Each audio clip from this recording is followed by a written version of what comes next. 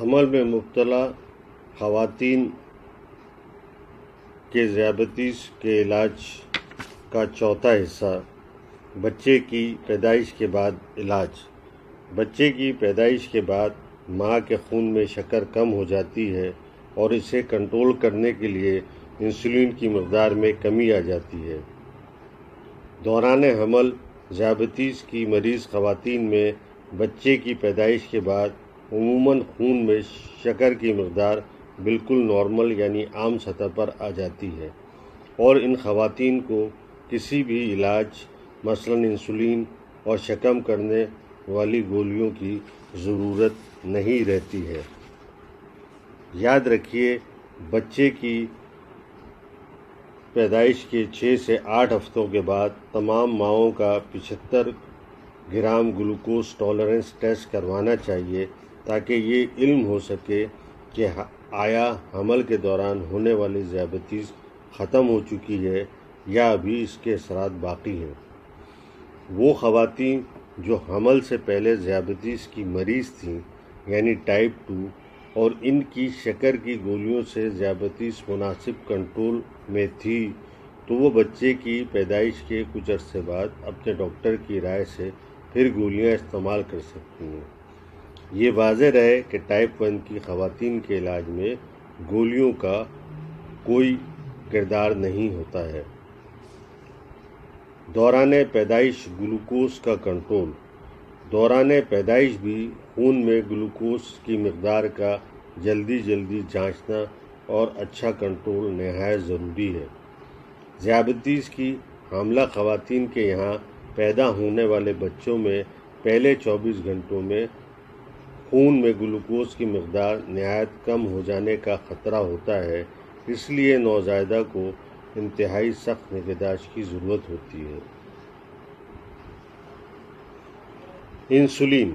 حمل کے دوران ہارمونز میں تبدیلی انسولین کے عمل میں دخل انداز ہوتی ہے اور اس کو بے اثر بنا دیتی ہے۔ اسی وجہ سے جو خواتین انسولین پہلے سے لے رہی ہوں ان کو حمل کے دورانیے کے بڑھنے کے ساتھ ساتھ انسولین کی مقدار میں بھی اضافہ کرنا پڑتا ہے تاکہ ذیابیطس کا اچھا کنٹرول ممکن ہو سکے۔ یہ ایک نارمل عمل ہے، اس کا ہرگز یہ مطلب نہیں کہ آپ کا مرض بگڑتا جا رہا ہے۔ غذا۔ مناسب غذا کا استعمال ذیابیطس کے اچھے کنٹرول اور حمل دونوں کے لیے اہم ہے۔ ماہر غذا حمل کے دوران وزن کے بڑھنے کے حساب سے غذا کی مقدار اور قسم کا تعین کرتے ہیں۔ یاد رکھیے، اگر آپ کا حمل سے پہلے BMI 20 سے 26 کے درمیان رہا ہو تو حمل کے 9 مہینے کے دوران 25 سے 35 پاؤنڈ وزن بڑھنا نارمل ہے۔ دن بھر میں 5 سے 6 اوقات میں مناسب مقدار کی غذائیں خون میں گلوکوز کی کمی یا زیادتی سے محفوظ رکھتی ہیں۔ یاد رکھیے، حمل کے دوران غذا کی ضروریات اور وزن دونوں بڑھتے ہیں۔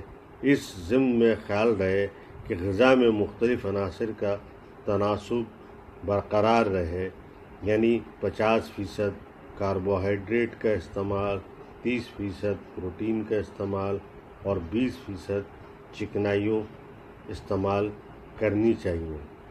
اس کے علاوہ یہ بھی خیال رہے کہ دوران حمل کم خوراکی یا ڈائٹنگ سے پرہیز کرنا چاہیے۔ ورزش۔ دوران حمل مناسب ورزش کے بارے میں اپنے ڈاکٹر سے مشورہ ضرور کریں۔ ان ورزشوں میں تیراکی اور چہل قدمی شامل ہے۔ یاد رکھیے کہ حمل کے دوران ورزش خطرناک ہو سکتی ہے۔ جو خواتین حمل سے پہلے معمول کے مطابق ورزش کر رہی ہوں انہیں دوران حمل ورزش کا دورانیہ کم کر دینا چاہیے۔